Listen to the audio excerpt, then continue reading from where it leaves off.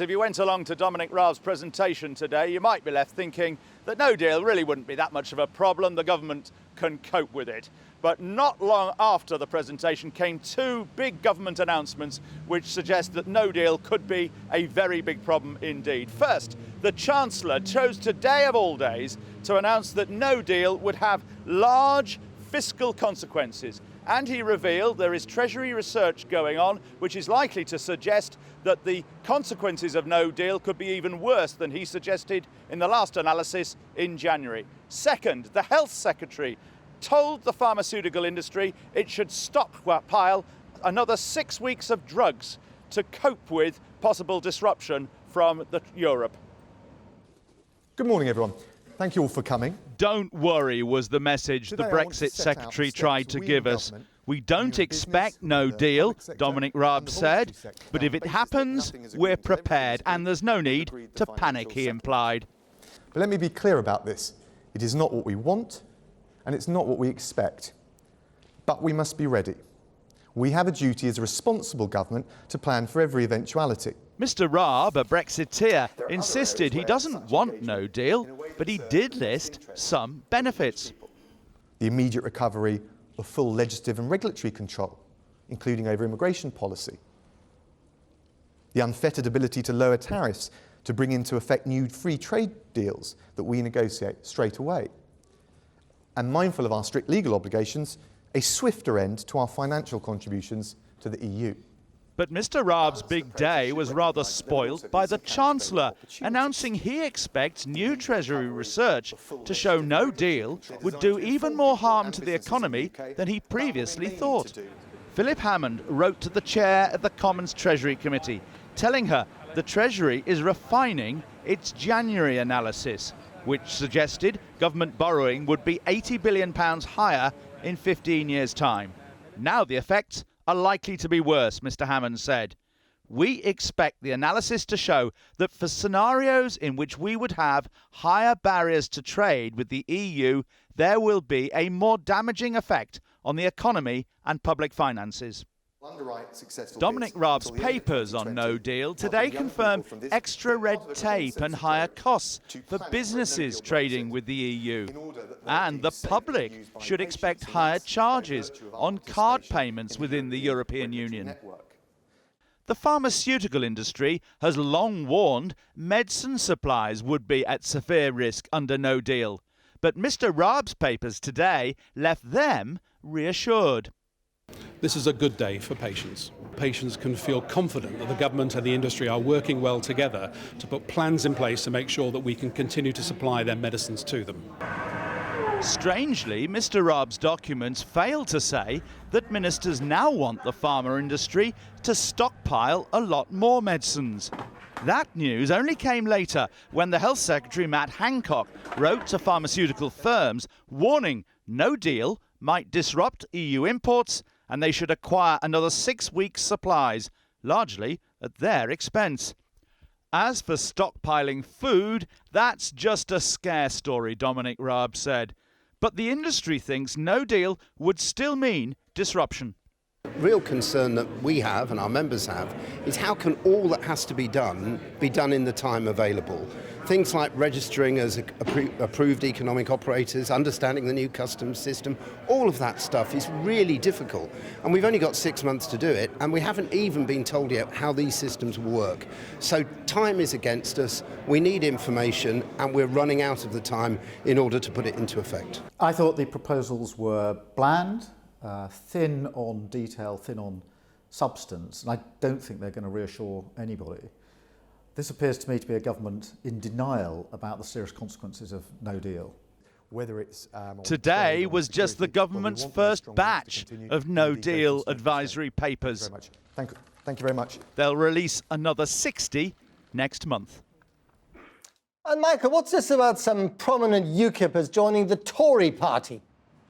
Yes, Aaron Banks, one of UKIP's biggest funders, and his sidekick Andy Wigmore have both announced today that they've joined the Conservative Party. Now, this will stoke the fears of those in the party who are saying that the party is susceptible to infiltration from thousands of UKIP members, perhaps people with the intention of getting somebody like Boris Johnson elected as the next Conservative leader. Now, there are reports tonight that the Conservatives have actually blocked their applications, but Banks and Wigmore say that they've had a very nice letter saying that their membership has been activated. So another problem for Theresa May.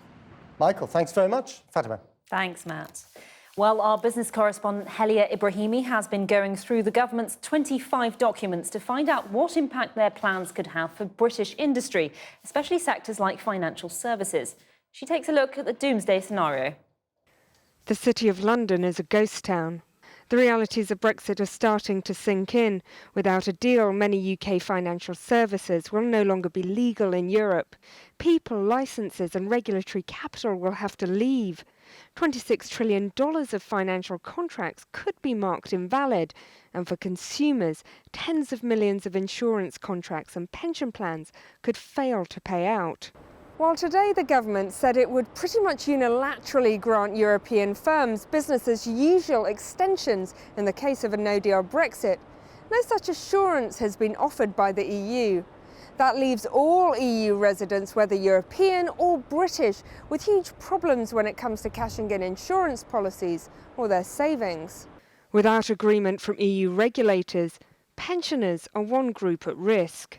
Whether you're UK or an EU citizen, if you're receiving a payment from the UK into the EU through a pension contract, there's uncertainty over the legality of that.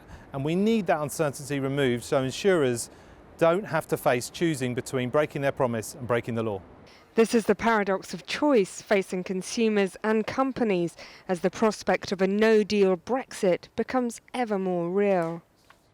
Well, Helia is with me now. Who does it all affect? Well, it's the whole financial plumbing that underpins the day-to-day lives of companies, of households, that has a giant no-deal spanner in it. Now, today the UK government tried to alleviate some of that, granting European companies extensions. So, for example, Fatima, if you had a home insurance policy with Allianz and you had a fire, under the rules created by the government today, you could cash in that policy, no problems. The issues arise if you're a European resident and you're trying to access a UK product, whether that's an annuity or an insurance product. By next March, that could be illegal. And to give you some context, there could be as many as 38 million insurance products alone like that. Is it just insurance? No, it's the whole gamut of financial services, from the very large to the very small. But just to pick out one more consumer issue highlighted by today's report, it's credit cards. Now, in a no-deal scenario, we won't be protected by something called the surcharging ban. So transactions that UK credit cards have in the continent could become more expensive, whether by pennies or by pounds. It illustrates the kind of problems that we might see. Now, before anyone accuses me of scaremongering, it's worth saying that within the city and even within Treasury, there's a belief that in the 11th hour an arrangement will be found, whether that's a no-deal deal that will help alleviate some of these issues for the consumers. But in the end, it needs political will in Europe to make that happen. Helia, thanks very much. Matt. Thanks, Fatima. Well, joining me now are Allie Renison, who's Head of Europe and Trade Policy at the Institute of Directors, Niall Dickson, Chief Executive of the NHS Confederation and Co-Chair of the Brexit Health Alliance, and Martin Howe, QC from Lawyers for Britain. Welcome to all of you for coming on the programme. We've got a lot to rattle through, so let's start rattling. Niall Dickson, over to you first. Can you reassure a potential patient that if there is a no-deal Brexit, or rather, are you reassured that that patient will get the same treatment in a year's time as he would do today? Well, I think we can be a little more assured than we were yesterday, because it is clear that the government is starting to take this seriously. It's recognised that it's all very well to hope for the best, but you've got to start planning for the worst. And that, in a sense, is what the first step has involved today. And the decision, for example, to ask pharmaceutical companies to plan were 6 months of stockpiling, to ask also that where drugs are perishable or they've got short shelf lives, that they should arrange air freight. Because the first problem that is going to face us with a no-deal Brexit is around the borders and passing through those borders in the days and weeks after that decision. So I think it is right. The government is taking some steps. In answer to your question, am I totally reassured? I think the answer is not at this stage, though I don't think there is any reason for patients to panic or get anxious at this moment. I think in time this will be sorted, but the government is starting quite late in the day, and I think doing some of this stuff in the time that we've got will be a challenge. But briefly, things like insulin, for instance, there were quite a few stories about that. There won't be enough insulin for people who suffer from diabetes. Are you reassured on that front, for instance? Well, I think that what the government has done is identify every single medicine where we are dependent to some degree or other on imports from Europe, and has looked into the vulnerabilities in each area, is talking to the manufacturers about making sure that there are the right levels of stockpiling. I mean, that is exactly what should have happened and is now happening. So to that extent, I think we can be reassured. But of course, some of the detail still needs to be followed up. And I think our members in hospitals, for example, all around the country, they want some more operational detail, I think, to support them, because although they're very used to dealing with emergencies, this is a really challenging and difficult and unprecedented set of circumstances. Okay. Allie Renison, are you reassured? You represent companies, Institute of Directors. Has enough been said to you to reassure you? Well, it is a belated first step. It would have been helpful to have this much earlier on in the game, because I think what it in some ways sends a message, even if indirectly, to a lot of businesses, is that it's being put out this late because no deal looks imminent. And I think if it had been done earlier, that would have been avoided. Having said that, it's certainly a welcome, if belated, first step. And the big question will be what's coming in the next set of tranches, because there's quite a bit missing, whether it was on citizens' rights, enforcement of other related contracts. So all eyes will be on the next tranche, very much so. But quite a bit missing could also be really quite existential for quite a few businesses, couldn't it? Yeah, and I think that, there were three things we were looking for from today. One was information about how rules would change, and I think the government did a very good job of that, explaining how trade currently flows with the EU and how it would change once third country rules are applied. Secondly, what steps business should be taking now. And thirdly, what unilateral action it would take to mitigate the impact of no deal. And I think what we are still looking for, there was a lot of information on the pharmaceutical front, but when it comes to particularly the areas that the government can control on imports, we would have liked to have seen around VAT and customs within the constraints of international trade rules, what more mitigating action the government would be taking under a no-deal scenario to reduce the impact. Martin Howe, let's turn to you. You've written a long article where you said actually we should embrace no deal because we'd be better off in a no-deal Brexit than under the Chequers proposal. Tell us about oranges. OK, well, at the moment, oranges face a 16% tariff when they're imported from outside the European Union. And this is a symptom of the structure of tariffs that has really existed ever since we first joined the common market in 1972. There are very high tariffs on areas that protect continental farming interests, German manufacturers, the Italian clothing industry.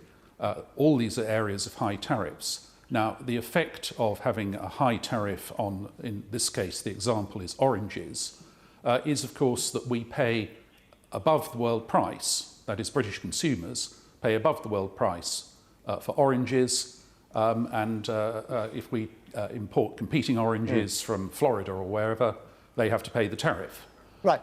So one of the things that we can do when we leave is immediately get rid of tariffs on goods where we have no domestic growers or producers. Okay. Oranges is an example. So we might be able to buy cheaper oranges, but what about exporting to the European Union? And what about credit card transactions, VAT on parcels, pensions not being guaranteed in the way that they are right now? This is pretty big stuff, bigger than oranges, arguably. Oranges, of course, is just one tiny example. Actually, the effect is pretty vast. Because if we pursue a sensible tariff policy, we would be able to cut the costs of our imports on goods across the board by a very considerable level. And you're looking at savings in the many billions of pounds a year for British consumers. Now, you asked about exports into the EU. Of course, that's the opposite direction. The European Union would naturally, in fact, it's required by WTO rules to impose the same tariffs on imports from the UK as it does from the rest of the world. Right. But studies have been done on how much that would be, and it's around 5 billion a year, which our exporters pay. It's under half our current net budget contribution, so it's not a big deal. All right, just one on the brief front to you. The Chancellor's prediction were pretty dire today, even worse than his previous predictions. 80 billion extra pounds in borrowing, a stagnant economy for 15 years. Do you dismiss those proclamations? Well, I'm not an economist, so I don't necessarily want to get into the economic debate. But what I would say is the Treasury has consistently produced a series of studies which have purported to demonstrate it's all a disaster if we leave. This is more of the same pattern. And interestingly, one of the problems was they fed in an assumption in their original studies, which was that we would gratuitously impose huge import tariffs, which we don't need to do. All right. I'm afraid the clock really is against us. So much more to discuss, no time to do it. Allie Renison, Niall Dickson, and Martin Howe, thank you very much indeed.